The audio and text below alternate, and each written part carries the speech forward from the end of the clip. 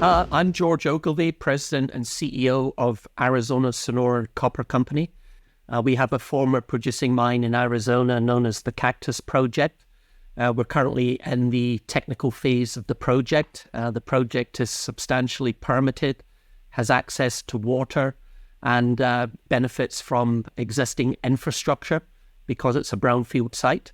And on our current timelines, we would anticipate financing the project in late 2024.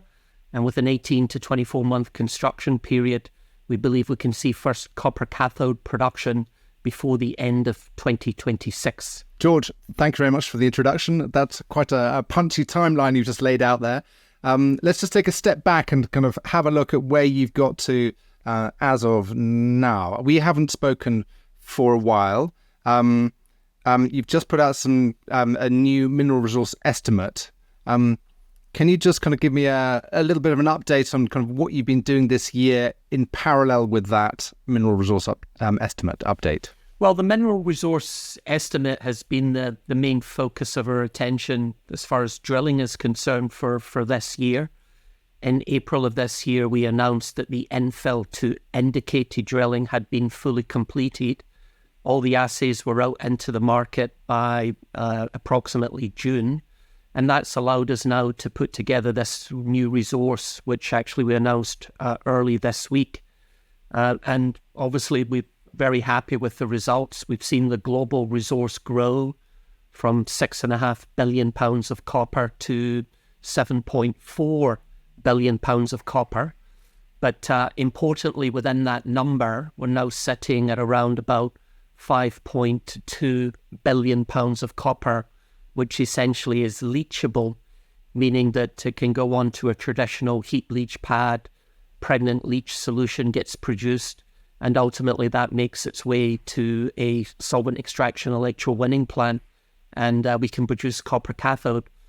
So that is going to feed into our pre-feasibility study, which is currently on track for delivery early in 2024. In that resource estimate process, a lot of new ground has been kind of added, or new resources, in the sense that you've been drilling out the Park Salia deposit and working that up from inferred to a lot of it now in the indicated category.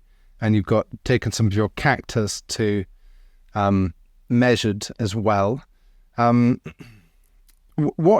What happens now on your resource? So have you effectively said we've got enough to make a commercial decision and we're going to work what we've got up through the stages from pre-feasibility? And I see you've got a timeline for end 2024 for your feasibility study. So have you effectively drawn the boundaries down and said this is what we're going to work on? Yes and no. I'd certainly say that we have enough for the pre-feasibility study. Certainly enough for the bankable feasibility study. There will have to be more infill drilling completed to move material up into the measured category. We'd like to see certainly the first 5, if not 10 years of the production plan in the measured resource category so that when those tons, hopefully move over into the mine plan and are economically viable within the bankable feasibility study, it actually reports as proven mineable reserves, which is important from a project financing perspective, particularly when we look at the debt component of the project financing. But as far as the overall pounds of metal are concerned in the ground today, we certainly have more than enough for the production plan that we're targeting, and probably a mine life 25 years, if not in excess of that. And then in conjunction with that, I do believe there's an opportunity for further exploration, drilling, and expansion of the resource. Obviously, there's a small inferred resource south of Park Salia at the moment that sits on the northern portion of a property called Mainspring. And earlier this year, we acquired the option on the Mainspring property, which has therefore allowed us to project some of our holes over onto that property using, variograms and geostatistics And that's why there's some inferred resource that has come in there in this latest mineral resource update. But there has to be a drilling campaign undertaken there in the next 6 to 12 months. We know historically that ASCU drilled there and did hit mineralization. And we have access to those, the core and obviously the pulps from that historical drilling. So our intention is to add to the resource probably through the expansion at the southern portion of Park Salia, which is the mainspring property.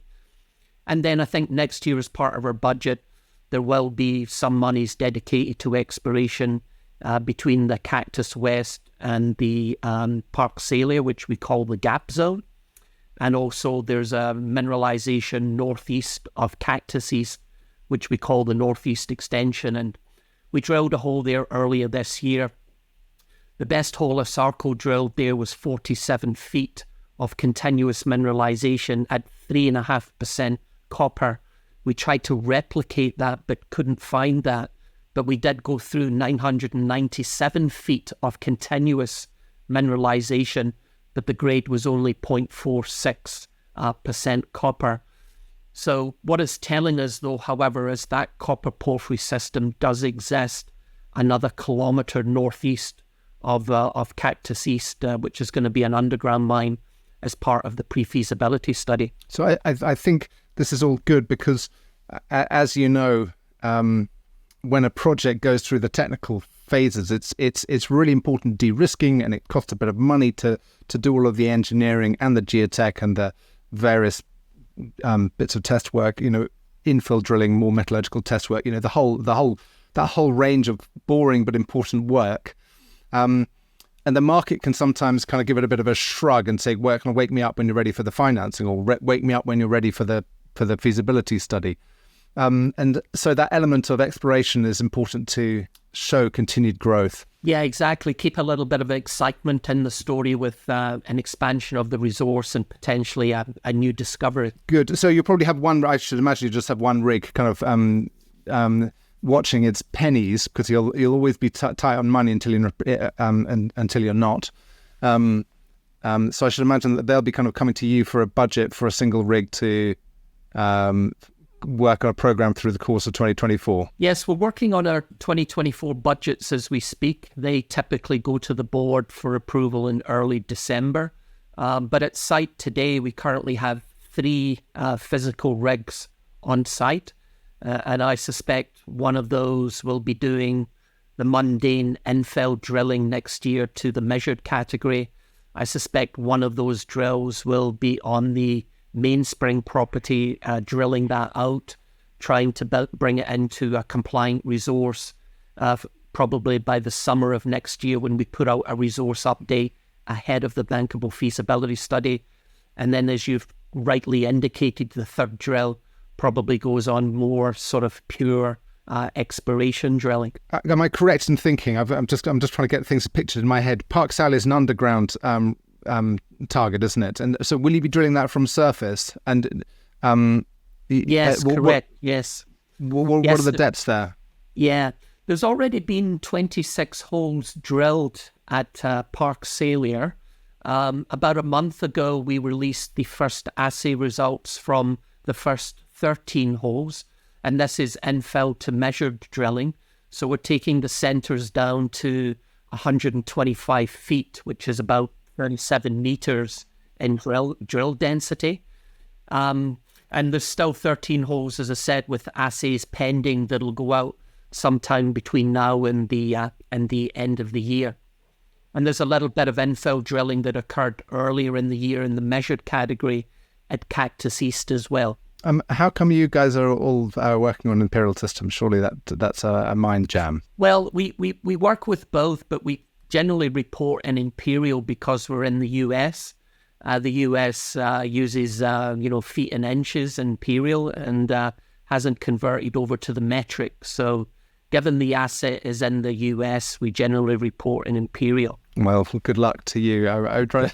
Drives me mad. Well, I've also got to do the conversion from tons to tons. I mean, well, exactly. It's short tons to tonnies, and then there's 2,000 pounds in a short ton, So but we do report in metric as well for obviously, North American Canadians and our European brothers.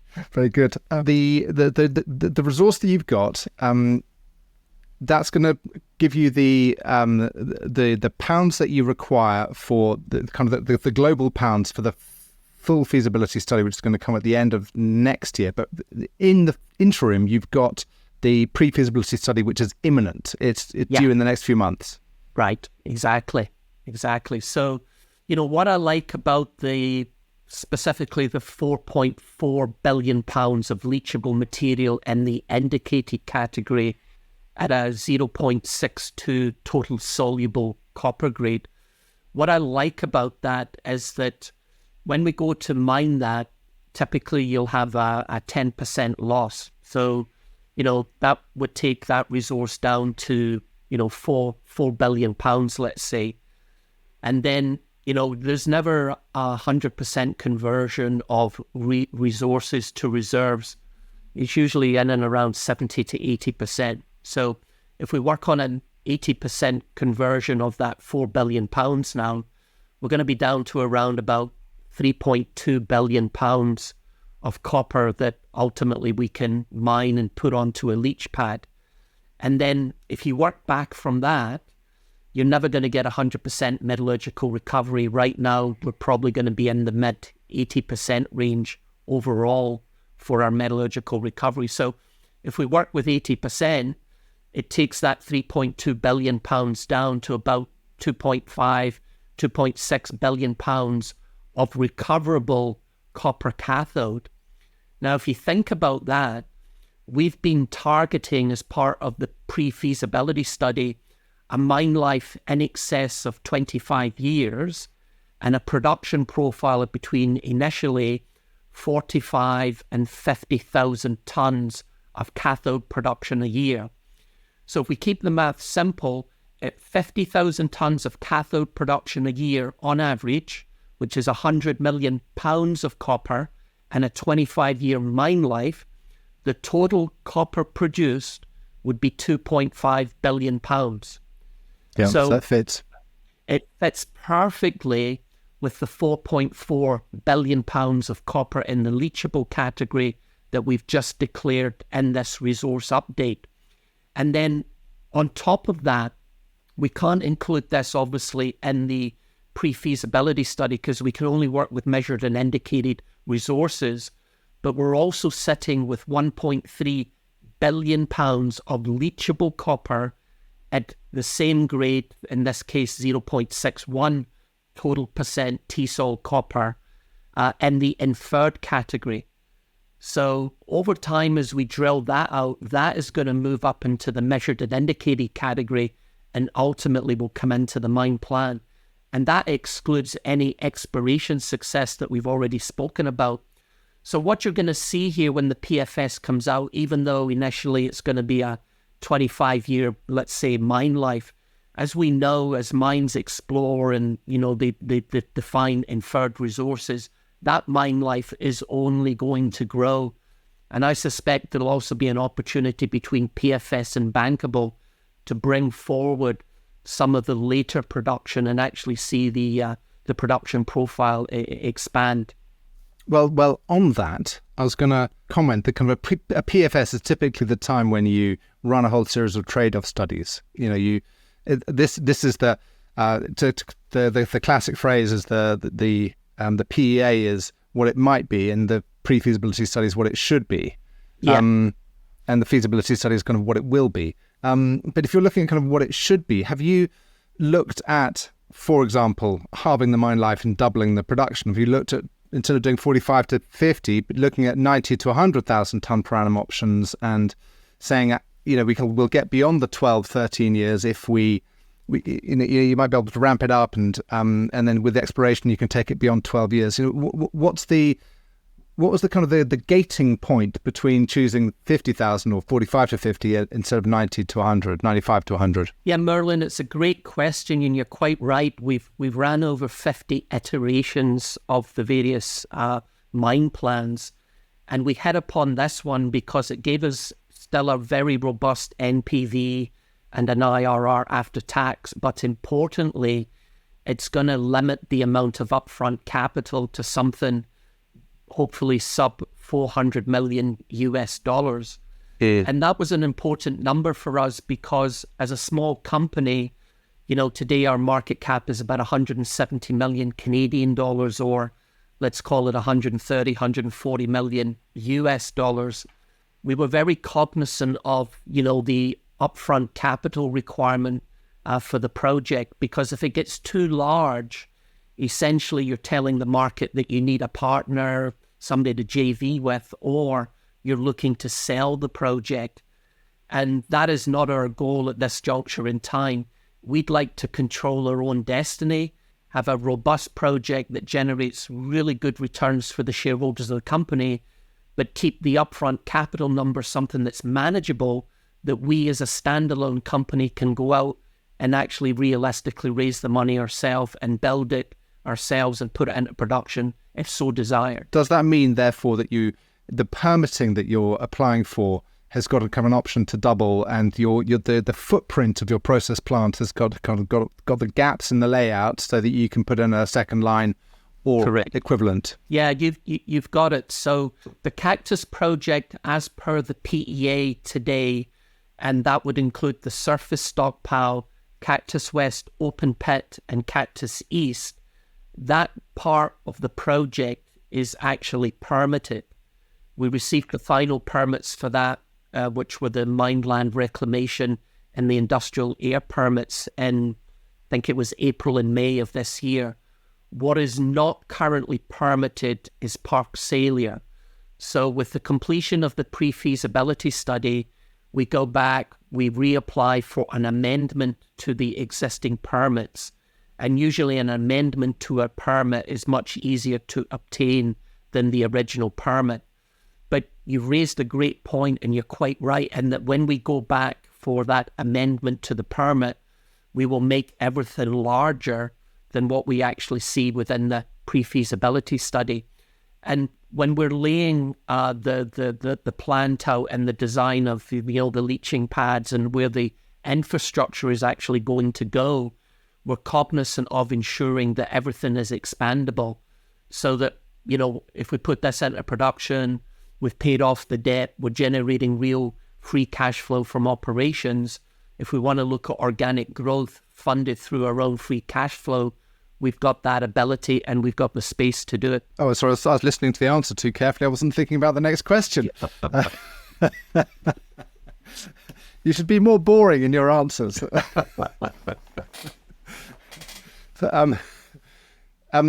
Just in terms of the configuration of the scheduling of where you start and what the maximum NPV is. I can't remember where I got it from, but it seemed to me that the best looking stuff was going to be coming out of Parksalia, and that maybe you'd want to bring that to be the front end of your operation, or is it dictated by the existing infrastructure that you've got, so that there are other scheduling factors other than just the the highest grade ore? Well, you're quite right, and we haven't maximized the project based on NPV and IRR, because if we were doing that, then the capital number would balloon to a number that we ourselves, just couldn't raise that type of money.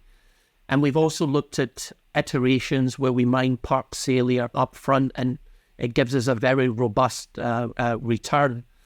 But going through those iterations, what we've decided to do is concentrate in the mine's first 5 years really on the surface stockpile and the open pit with a layback, and then go into Cactus East, which is immediately adjacent to the Cactus West open pit. And we would go in from a decline from the bottom of the existing open pit. And that saves us in capital development expenses, and obviously it saves us on the timeline. And Cactus East is quite robust in that in this resource we put out, it's 41 million tons of mineralized material, but it grades around 1.08 total soluble copper, which is actually quite a good grade. Yeah. So the thinking there was that from a risk execution perspective, mining a surface stockpile, mining in an open pit, and then mining a deposit immediately adjacent to the open pit is a lot less riskier, let's say, than going after immediately Park Salyer. So, we get into production, we start generating real free cash flow, we pay off our debt, the market gets really comfortable that we're producing a quality LME grade copper cathode. And over that first 5 years, we then start turning our attention to Park Salyer, and that would come online, I think, right now in and around year 7 and 8 of the existing production plan that's in the draft PFS. One of the things that I see time and again, and when I speak to my buddies who often get the kind of the EPCM contracts to build and commission projects, one of the things that they say that comes back to bite companies is change of scope along the way, in particular with reference to metallurgical test work and representativity when you've got a whole variety of different ores. I mean, you've got oxide, you've got transition, you've got enriched, you've got primary, and we haven't even spoken about the work that the Rio Tinto is doing with Newton, but we'll get to that. But just in terms of your understanding of all the different kind of ore types and where they sit in different deposits, I'm not saying that you should have the finished answers now because it's only the pre-feasibility stage, but are you kind of working through that process? Oh, absolutely. The metallurgical test work that we've been conducting on this project for this pre-feasibility study is already well over 2 years in testing. Remember, we were targeting a pre-feasibility study last year on Cactus, and we announced to the market that we were going to defer that and pivot in the summer of 2022 to give ourselves the time to drill out Park Salyer, which, looking back with hindsight, was definitely the right decision. So, though the test work for Cactus has been ongoing since, late 2021. So we're very confident that the metallurgical results that we've been putting out to the market, both for the oxide, the transitionary material, the enriched, and of course you touched on the Newton work, which we can discuss a little bit later. We're very, very confident that we're going to be able to see 90% recoveries of the oxide, which leaches very well within a 60 to 90 day period. And for the enriched material, transitionary material, we're going to see recoveries between the mid-70s up to, the low 80% sort of range. And that takes a little bit longer, somewhere between 200 to 220 days before we start getting up to, full extraction of the copper. The test work you've done on the specific samples, have you linked that back to a kind of a geometallurgical model? Yes. Yes, we have. Absolutely. And we've obviously paid a lot of attention as well to the surface stockpile, the open pit and Cactus East, which, really forms the bulk, let's say, of the first 10 years of the mine plan. Good. We're going to run out of time. So let's talk about Newton and what's going on there, because it's not just Arizona Sonoran, it's not just the Cactus project. They're pulling in samples from Peru, from Argentina, around the world. How does that process run, and how much is dedicated to your work? Well, importantly, everything that we've talked about concerning the pre-feasibility study is only referencing the leachable material which we ourselves can actually leach. There's nothing in those numbers which is dependent upon Newton.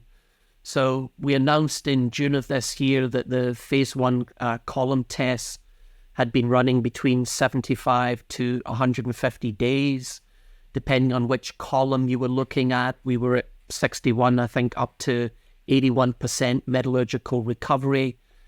Those columns have continued over the last 3 to 4 months. And the Newton columns you're talking about? The Newton columns, yeah. And we would anticipate that by the end of the year, when the columns are over 300 days of leaching time, we will pull those columns down, get the final tails assay, and then announce to the market, what the final recoveries were. Based on the, quarterly information that we get from Newton, Obviously, the recoveries have continued to improve in those columns. So at the end of the day, I think that is going to be good news when it goes out to the market. We're in discussions with Newton right now about a phase 2 metallurgical test program for the columns. The reason being is the current columns are not rigorous enough to actually be included in a pre-feasibility study. So there's going to have to be another phase 2 of testing in 2024 that would ultimately allow that metallurgical recoveries test work to be incorporated into a later, what we call an integrated pre-feasibility study that doesn't just have our own base case, but then would involve, the primary material and then the Newton column test. And then other work that would have to be conducted in 2024 if we were going to pursue the Newton opportunity as an option is that the bulk of the primary sulfide below the open pit, which is about 1.1 billion pounds of copper in primary sulfide, in this case chalcopyrite, it is only sitting today in the inferred category. So it's going to have to be drilled out to a measured and certainly initially an indicated resource so that it eventually can come into a future integrated pre-feasibility study. So there's the test work at the moment is looking very encouraging, but it's still very early days as to whether it actually can then be taken up into a commercial scale, and there's still a lot more drilling and test work to be conducted. When I rootle around in the Newton kind of marketing copy, it talks about it being a suite of technologies, including bioleach, because they talk about exothermic reactions and kind of suitable for biology. So is it just a kind of a chemistry kit tinkering with hydrometallurgy to oxidize and to enable the leaching fluids to get into the sulfide grains? Yes, exactly what the specific recipes are, because there are many depending on the type of mineralogy that where the copper is contained. We don't actually know. It's all patented, obviously, to Newton. So at this juncture, we don't know. But we certainly see from the initial testing that heat and particularly temperature are very important to the process. And that's why, I think if you look at, some of the groups that they've tried to partner in JV with, if you look at where their assets are located, they're generally in very hot, arid climates, which is is going to be important for the leaching process on the pad. Okay, good. Well, that's we can park that as the kind of into the upside potential basket, which will bring with it a whole suite of kind of technical decisions and kind of managerial issues.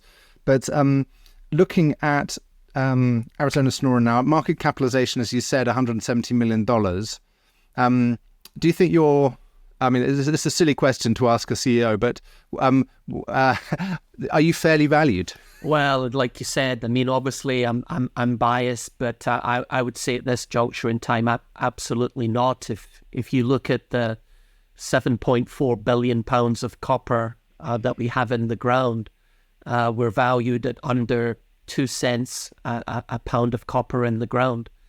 I think at the moment people are paying attention to the preliminary economic assessment that we put out in August of 2021. At that point in time, we were showing an 18-year mine life and average annual production profile of 28,000 tons of cathode production a year, or 56 million pounds. And I think that's really what the company is being valued on at this juncture in time. I think, however, with the pre-feasibility study coming out early in the first quarter of next year, if we can double that production profile and add on, another 7 to 10 years, let's say, to the mine life, and have something at 25 years plus and, 100 million pounds of average annual copper production without all this potential optionality, I think at that point in time, assuming the external markets, don't completely crater, I think there's a good opportunity that we'll see a little bit of a re-rate in the company in the first half of 2024. Well, there we go. I mean, you referenced the external markets. It's been a very tough year in which to put out good news, because there historically hasn't been there hasn't been the response that you would hope. So some people put out a pre-feasibility study and the share price either goes flat or down, and yeah, it's like, oh crikey, what else do we have to do?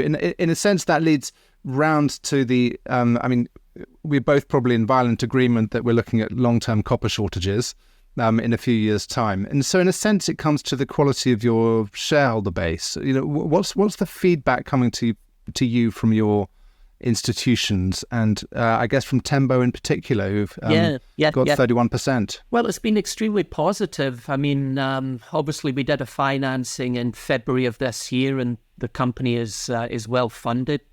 Tembo participated in that financing. I think in totality they've invested about $40 million into the company. They have allowed themselves to be diluted down because they understand, liquidity is important. But, I think on an ongoing basis, they're going to continue to be extremely supportive of the management and the business plan that we have, and allow themselves to be further diluted down over time. I mean, we get a lot of kudos on the company when we present. I think at this point in time, people are just weary of sort of catching a falling knife, and people are just, interested to try and understand, when is the economy going to sort of bottom out? When is the Fed going to stop, raising interest rates? And when are we going to start to see some green shoots in the economy? And when the market starts to get a sense that is, literally around the corner, I think we'll see investors coming back in, and hopefully Arizona Sonoran is top of their list as far as near-term copper producers is concerned. Well, good luck with finalising the pre-feasibility study. I look forward to reading that, and maybe your beleaguered retail shareholders can catch a lift on the news and the turnaround in the sector. Certainly believe so, Merle.